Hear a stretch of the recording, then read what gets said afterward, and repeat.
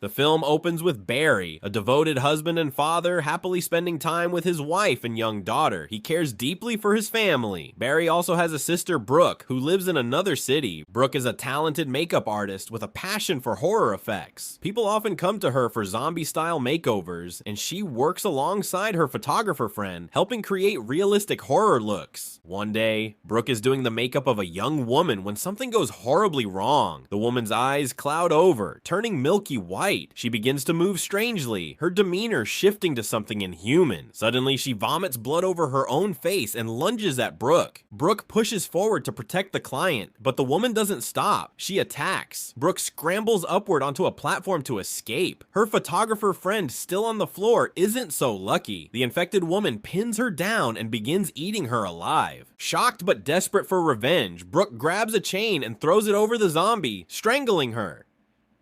When Brooke climbs back down, she sees her friend has now turned into a zombie. Heartbroken, she has no choice but to kill her. Panicked, Brooke calls Barry for help. Barry tells her not to worry, he's on his way. But before he can leave, his young daughter comes to his room, frightened, saying someone has broken into their kitchen. Barry rushes to investigate and finds a man inside. He orders the man to leave, but the stranger is infected and attacks. Barry's wife joins the fight, hacking at the intruder with an axe. Barry finishes him by chopping off his head. Realizing the outbreak is spreading quickly, Barry warns his wife that people are turning into zombies. They gather their things and head for the car to reach Brooke. Outside, chaos reigns. Zombies roam the streets. Somehow, Barry manages to keep his family safe for the moment. Meanwhile, Brooke hides in an unknown location. Two armed strangers arrive, kill nearby zombies, and pull her out. One of them is Amy. They take a blood sample and confirm she is not infected. Brooke begins to trust them until Amy betrays her. She injects Brooke with something to knock her unconscious and takes her away.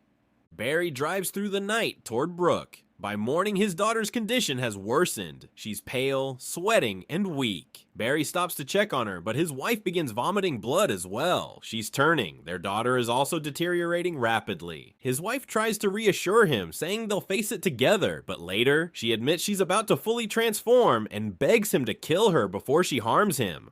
Barry is devastated, but when she suddenly changes and attacks, he's forced to kill her. Shaking and grief-stricken, Barry goes to his daughter, who has also turned. With trembling hands, he kills her too. Now completely alone, he raises his gun to end his own life, only to hear a click. The gun is empty. Elsewhere, Brooke wakes up in a locked room filled with infected people. A deranged doctor working with Amy enters, drawing zombie blood and injecting it into her. She screams in pain before collapsing. Back on the road, Barry sits alone until a man approaches, mistaking him for a zombie. When the man realizes Barry is human, he tries to speak with him. Barry, consumed with grief, snatches the man's gun to kill himself. The man stops him, insisting there's still hope. Suddenly, zombies appear, and Barry shoots them down. Barry still tries to end his life, so the man knocks him out and takes him away in his truck. When Barry wakes, he's furious at being taken against his will. But after talking, he realizes survival and finding Brooke must come first. That night, their vehicle breaks down. Zombies approach, but Barry bravely fights them off. They hear gunfire from the forest and investigate. Tragically, Barry's companion is shot and killed by a rugged-looking stranger who apologizes, thinking he was shooting at a zombie. Barry teams up with this new man to fend off more zombies. Meanwhile, Brooke regains consciousness to find a zombie staring at her. The mad doctor returns, speaking incoherently as he injects her with more zombie blood, claiming he'll turn her fully in 5 doses. Barry and his new ally find a garage where survivors have made an unusual discovery.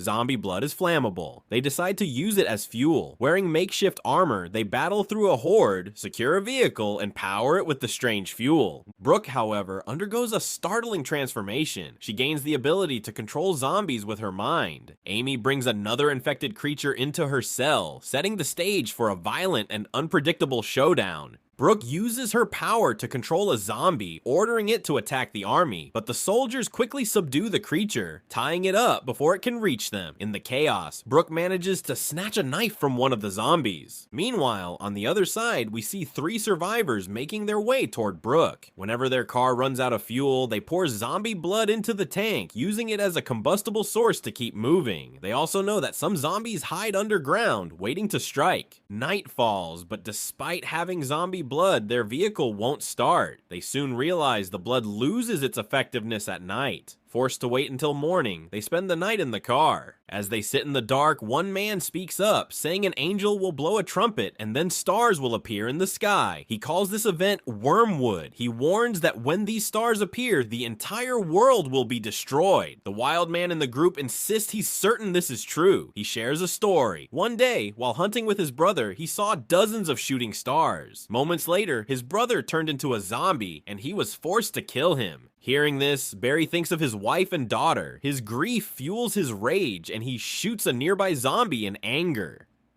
As he does, his hand begins to burn. When he touches the car, the vehicle also ignites. Suddenly, a zombie leaps onto the roof and bites one of the men in the hand. The injured man calmly says he's infected and will soon turn, urging Barry to shoot him before that happens. Believing there's no way to save him, Barry agrees and puts him down. Now only Barry and the wild man remain. They continue forward in the car until an army truck blocks their path. The soldiers tell them there's no point going any farther. The place ahead is completely destroyed, and only infection remains. All uninfected survivors are being gathered elsewhere, and if they want, Barry and the wild man can join them. Barry agrees, but as they drive, he quietly tells the wild man he doesn't trust the soldiers. Elsewhere, Brooke frees her hands after controlling a zombie. She releases the creature, which charges at the deranged doctor who's been experimenting on her, but the doctor kills the zombie before it can harm him. Approaching Brooke, he warns her not to try anything clever or he'll kill her too. He leaves to fetch tools to execute her, but Brooke seizes the moment, using her power to control another zombie. This one bites the doctor's finger. Terrified he'll become infected, the doctor hacks off his own hand. He rushes back to finish Brooke, but the transformation is already underway. He's turning into a zombie. Brooke quickly takes control of him, forces him to hand over his gun, and shoots him. The mad doctor collapses, dead. As the camera pulls back, we realize Brooke has been inside a mobile lab the entire time. Outside, Barry's car appears behind the truck carrying Brooke. Overjoyed to see her, Barry relaxes, thinking they finally reunited. He urges her to jump over, but the army suddenly opens fire on his vehicle. With no choice, Brooke manages to leap into Barry's car, and they speed away. Their relief is short-lived. The car runs out of fuel, forcing Brooke to summon a zombie to recharge it with blood. Before they can get far, the army catches up and beats the wild man. Barry and Brooke escape again, but she begins to feel ill. They pull into a forest where Brooke vomits violently. She fears she's turning into a zombie and begs Barry to kill her. Barry refuses, saying, "Never, Brooke. I can't lose you. I've already killed my daughter and my wife." They share a painful moment until soldiers ambush them. The army decides to execute Brooke first. Desperate, Barry asks the wild man for a match, planning to set the car on fire and attract zombies. But the match slips from his fingers, landing just out of reach. Zombies close in on Barry, but the wild man sacrifices himself, letting them bite him to buy Barry time. As Brooke is about to be killed, she takes control of the now infected wild man. Barry seizes the moment, opening fire on the soldiers. Most are gunned down, but the last soldier standing shoots the wild man. Brooke summons more zombies, but the soldier charges at her and kills her. Enraged, Barry attacks, but the soldier knocks him down. In the struggle, zombie blood splashes onto Barry's face. Realizing this makes the soldier flammable, Barry lights a match and tosses it at him, igniting his head. Suddenly, Brooke rises, alive. Barry is overjoyed. She immediately takes control of the surrounding zombies, sending them to tear apart the last soldier. With the threat gone, Barry and Brooke declare they've wiped out all the soldiers in the area, but they agree their mission isn't over. They must eliminate every soldier harming innocent people. Brooke halts their truck, summons more zombies, and unleashes them on enemy forces. The remaining corrupt soldiers are slaughtered. With their vengeance complete, the film ends.